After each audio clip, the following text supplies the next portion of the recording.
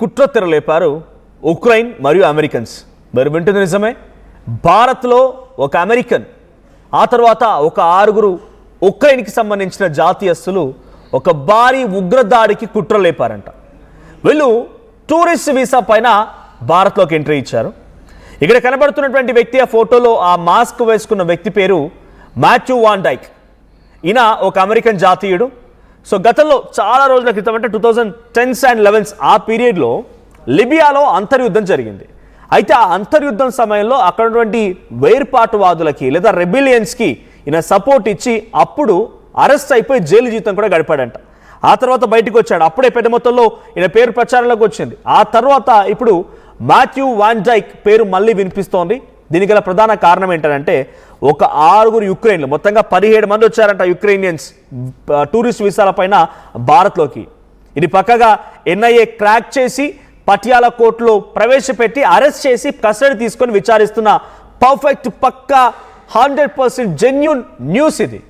So భారత్పై కుట్రకి వాళ్ళు ఎలా ప్లాన్ చేశారంటే చూడండి, ఇక్కడ వాళ్ళు వీసాపై, టూరిస్ట్ వీసాపై వచ్చిన వ్యక్తులుగా ఇక్కడికి వచ్చి ఇక్కడి నుంచి గౌహతికి, అక్కడి నుంచి మిజోరంకి వెళ్ళిపోయి మిజోరంలో నుంచి బార్డర్ దాటి సముద్ర మార్గం వెంట మయన్మార్కి వెళ్ళేందుకు ప్రయత్నం చేస్తున్నారు. ఈశాన్య రాష్ట్రాల నుంచి మిజోరం నుంచి మయన్మార్కి వెళ్ళే ప్రయత్నం చేస్తున్నారు. మయన్మార్లో ఒక గ్రూప్స్, ఈజీఎస్ అంటే ఎక్స్ట్రీమిస్ట్ యాక్షన్ గ్రూప్స్, ఈఏజీస్ అంటే కొంత రెబెలియన్స్ అంటామా, లేకపోతే ఒక వేరుపాటువాదం, లేకపోతే ఇంకా పర్ఫెక్ట్గా చెప్పాలంటే ఉగ్రవాదులు, ఉగ్రవాదం కోసం ప్రయత్నం చేస్తున్నటువంటి వ్యక్తుల దగ్గరికి వెళ్ళిపోయి వీళ్ళు ట్రైనింగ్ ఇస్తారంటే డ్రోన్ ట్రైనింగ్, డ్రోన్ ఎలా ఆపరేట్ చేయాలి, ఒక డ్రోన్ ఎలా ఆపరేట్ చేయాలి, టెక్నాలజీలో గన్స్ ఎలా వినియోగించాలి, ఎలా స్కెచ్ వేయాలి, ఎలా టార్గెట్ చేయాలి, ఎలా అంతమొందించాలని చాలా పక్కాగా స్కెచ్ వేస్తారట.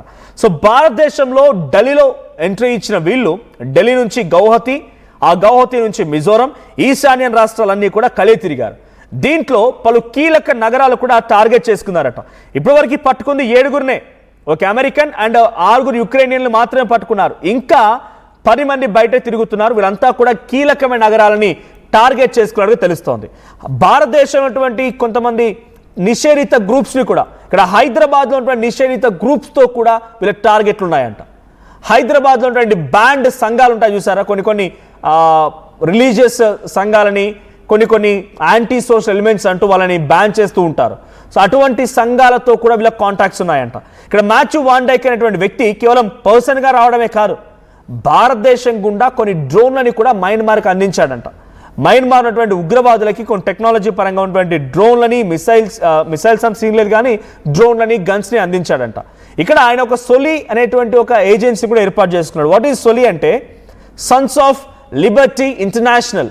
అంటే ప్రపంచవ్యాప్తంగా ఎక్కడ ఎటువంటి వేర్పాటువాదం ఉన్నా, ఉగ్రవాదాన్ని పెంచి పోషించాలనే అవకాశం ఉన్న అక్కడ ఉన్నటువంటి రాజ్యానికో, రాజ్యాధికారులకో, లేదంటే అక్కడ సామాన్య ప్రజలకు వ్యతిరేకంగా ఎవరైతే కొన్ని ఇటువంటి నీచ్ కమిన్ కుత్తే పనులు చేస్తారో ఆ నీచ్ కమిన్ కుత్తేగాలకి ట్రైనింగ్ ఇవ్వడమే ఈ సొలి అనేటువంటి దాని ముఖ్య లక్షణం. మాథ్యూ వాన్ డైక్ అనేటువంటి వ్యక్తి ఈ సొలిని స్థాపించి, ఈ సొలి అంటే సన్స్ ఆఫ్ లిబర్టీ ఇంటర్నేషనల్, దీన్ని స్థాపించి దీని ద్వారా మాథ్యూ వాన్ డైక్ ఏం చేస్తాడంటే ఎక్కడెక్కడ ప్రపంచ దేశాల్లో ఉగ్రవాదం పెంచి పోషించాలి, అక్కడ ఏదైనా సమస్యలు ఉన్నాయా, అక్కడ ఏదైనా వేర్పాటువాదం కొనసాగుతుందా, ఇలా ప్రతిదీ గమనించి అణిచివేయబడ్డ, లేకపోతే దాన్ని ఏమంటారు, ఇంకా అసలు యాంటీ సోషల్ ఎలిమెంట్స్ అనేటువంటి పదాన్ని ఎవరైతే ఉపయోగించి మనం వాళ్ళని బ్యాన్ చేస్తామో వాళ్ళందరికీ ఈయన ట్రైనింగ్ ఇస్తాడు. అమెరికా దేశం నుంచి లేకపోతే ఇంకా ఇతరత్ర దేశాల నుంచి ఒక వ్యవస్థను ఏర్పాటు చేసుకొని డ్రోన్లని, గన్స్ని సైతం భారత్లోకి డంప్ చేసి భారత్ గుండా మయన్మార్కి సైతం పంపించారు అనే ఆరోపణలు కూడా వినిపిస్తున్నాయి. నిన్న పటియాలా కోర్టులో అదుపులోకి తీసుకొని ఎప్పుడైతే మిజోరం నుంచి ఈశాన్య రాష్ట్రాలు దాటి అటు మయన్మార్ వెళ్ళే ప్రయత్నం చేస్తున్నారో ఆ బార్డర్ దగ్గర ఎగ్జాక్ట్గా వీళ్ళని అరెస్ట్ చేశారు పోలీసులు. సో ఇటు ముందుగా మాథ్యూ వాన్ డైక్ని అరెస్ట్ చేసి ఆ తర్వాత 6 యుక్రెయినియన్స్ అరెస్ట్ చేసి మొత్తంగా 7 అదుపులోకి తీసుకొని కస్టడీ తీసుకొని విచారిస్తున్నారు. ఇక్కడ మాథ్యూ వాన్ డైక్ అమెరికన్ అండ్ 6 యుక్రెయినియన్స్ అందరూ కూడా వీళ్ళంతా వేరుపాటువాదులు, యాంటీ సోషల్ ఎలిమెంట్సే. ఈ యాంటీ సోషల్ ఎలిమెంట్స్ ఇక్కడ మన దేశంలో ఉన్నటువంటి వాళ్ళతో ఒక టచ్లో ఉన్నారంట, ఇక్కడ యాంటీ సోషల్ ఎలిమెంట్స్తో టచ్లో ఉన్నారంట, ఇక్కడ బ్యాన్ చేసిన సంఘాలతో వాళ్ళు టచ్లో ఉన్నారంట. హైదరాబాద్ వరకు కూడా వీళ్ళ యొక్క ప్రయత్నం విస్తరించింది, హైదరాబాద్ వరకు కూడా వీళ్ళ కాంటాక్ట్స్ విస్తరించాయని తెలుస్తోంది. సో ఇప్పుడు వీరిని అరెస్ట్ చేసి విచారిస్తున్న క్రమంలో దేశవ్యాప్తంగా కొంత not as expected but alerts అయితే జారీ చేశారు. ఎప్పటికప్పుడు పసిగట్టండి, వీళ్ళ మూమెంట్స్ కొంత అన్యూజువల్గా ఉన్నాయి, వీళ్ళని గమనించాల్సిన అవసరం ఉందని చెప్పి దేశవ్యాప్తంగా పలు చోట్ల అలర్ట్స్ని జారీ చేశారు. అది ముంబై, పూణే, హైదరాబాద్, కోల్కతా కీలకమైన ప్రాంతాలు, అది ఢిల్లీ కానీ తర్వాత గుజరాత్ కానీ ఈ ప్రాంతాల్లో కొన్ని అలర్ట్స్ జారీ చేశారంట.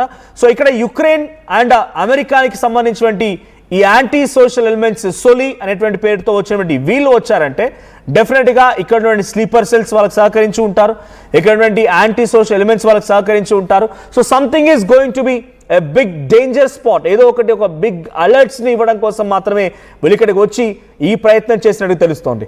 సో ఆల్మోస్ట్ వాళ్ళు వచ్చి కూడా 10 రోజులు దాటిపోయింది. ఈ 10 రోజులు భారతదేశంలో ఉన్నారంటే ఎవరెవరిని మీట్ అయ్యారు, ఎవరెవరితో వాళ్ళు మీటింగ్లో పాల్గొన్నారు, సో వారి ద్వారా ఆ మీటింగ్లో ఎటువంటి సందేశం వెళ్ళింది, ఏదైనా ఒక థ్రెటనింగ్కి ప్లాన్ చేశారా, ఒక అలర్ట్కి, ఒక బ్లాస్ట్కి ప్లాన్ చేశారన్న కోణాల్లో కూడా పోలీసులు ఇన్వెస్టిగేషన్ చేస్తున్నారు.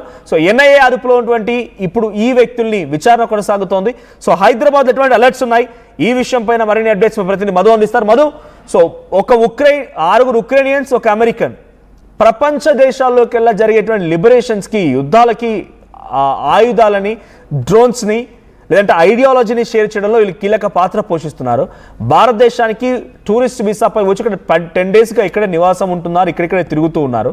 సో ఈశాన్య రాష్ట్రాలు దాటి మయన్మార్ వెళ్లేందుకు వెళ్తున్న తరుణంలో అరెస్ట్ అయ్యారు. హైదరాబాద్లో ఎటువంటి అలర్ట్స్ ఉన్నాయి, ఇప్పుడు ఎటువంటి యాంటీ సోషల్ ఎలిమెంట్స్తో వీళ్ళు భేటీ అయి ఉండే అవకాశం ఉంది? ఎగ్జాక్ట్లీ మొదటిసారి కాదు, ఈ సంవత్సరంలో 2026 సంవత్సరంలో జనవరి, ఫిబ్రవరి, మార్చి ఈ 3 నెలల్లో దేశవ్యాప్తంగా కీలకంగా ఎన్ఐఏ దాడులు చేస్తా ఉంది, ఇన్ఫర్మేషన్ తీసుకుంటా ఉంది. గతంలో అరెస్ట్ అయినటువంటి ఉగ్రవాదుల నుంచి కానీ యాక్టివిటీకి సంబంధించిన సమాచారాన్ని సేకరిస్తా ఉన్నారు. ఇది మళ్ళీ మొన్న జరిగినటువంటి ఫిబ్రవరి అరెస్ట్ తర్వాత ఇది 3వ అరెస్టు మార్చికి సంబంధించినటువంటి విషయంలో. దీంట్లో ఎన్ఐఏ దేశవ్యాప్తంగా ముఖ్యంగా ఢిల్లీ, లక్నో, కోల్కతా